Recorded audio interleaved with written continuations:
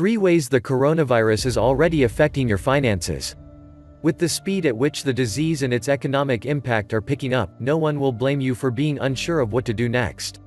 We break it down. The coronavirus may be making its way around the world. 95,000 people have contracted the disease, with about 3,300 having died from it. And, depending on how you look at it, it's already affected nearly every person on the planet. From your portfolio, to your mortgage, to your travel plans, COVID-19 has likely impacted you in some way.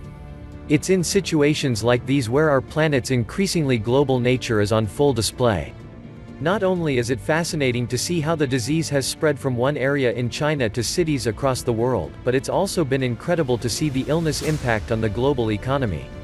Central banks in the US and Canada slashed overnight rates by 0.5 percentage point this week, while all kinds of companies are cutting earnings forecasts. With the speed at which this is seemingly picking up, both the disease itself and its economic impact, no one will blame you for being unsure of how all of this will hit your wallet and what to do next. Let's break it down for you. Your mortgage and your savings. On Wednesday, March 4, 2020, the Bank of Canada cut its overnight lending rate from 1.75% to 1.25% because of the uncertainty over the virus' economic impact.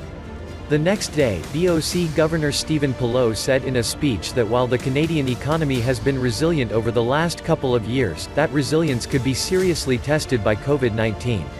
Canadian companies, he added, many of whom had already been forced to the sidelines by uncertainty over the future of NAFTA and the US-China trade war, could retrench further.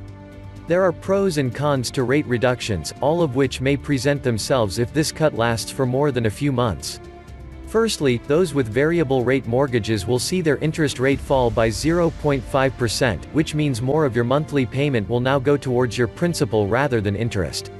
Indeed, all the Big Five banks cut their prime lending rate, a key figure for mortgage rates, by 0.5% soon after the BOC made its move. That's good news, as you'll now pay off your mortgage in a shorter time. On the flip side, housing prices could rise as interest rates are inextricably linked with real estate costs. If your borrowing rate is lower today than it was yesterday, then you can now buy more house with the same amount of money. It's not a coincidence that Canada's housing prices have soared over the last decade as interest rates fell after the recession. Many people are worried about how this cut will impact an already overheated real estate market. Finally, savings account rates, which are already low, could fall further thanks to the rate cut. Typically, banks cut the amount of interest on savings accounts when rates fall and they increase them when rates rise, though the latter doesn't always happen.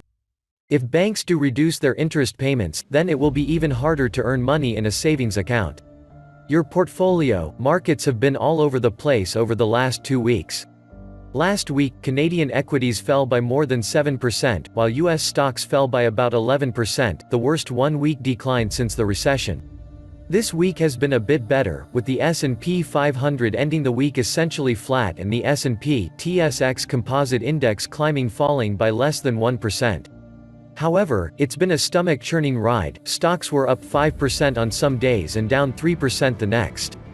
Naturally, everyone wants to panic, but you must resist the urge. Think about it, if you sold your stocks on Friday, you would have missed out on the mini rebound this week. And if you do get out, how will you know when to get back in? Stock markets move a lot faster than you do. Still, mentally prepare yourself for more decline, especially if earnings suffer from a reduction in consumer spending. Airlines are already in freefall as companies cancel travel. Air Canada is down about 17% over the last 2 weeks, and many other sectors, such as retail, hotels, manufacturing and more, could struggle if more people work from home or just generally choose to stay indoors. If you have a longish time horizon, wait it out. Stocks will eventually rebound once the panic calms down. If you're feeling queasy, then that might mean you need to change your asset mix. It's in times like these, unfortunately, where people's risk tolerance gets tested. If you're really nervous, like sweating in the middle of the night nervous, it's probably the investing gods telling you to reduce your allocation to stocks, and not just today, but for the long term.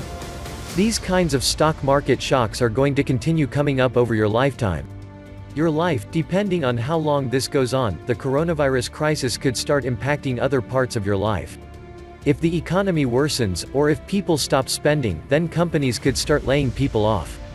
The OECD has reduced its global growth forecast for 2020 from 2.9% to 2.4%, which would be the slowest rate of growth for the world's economy since 2009.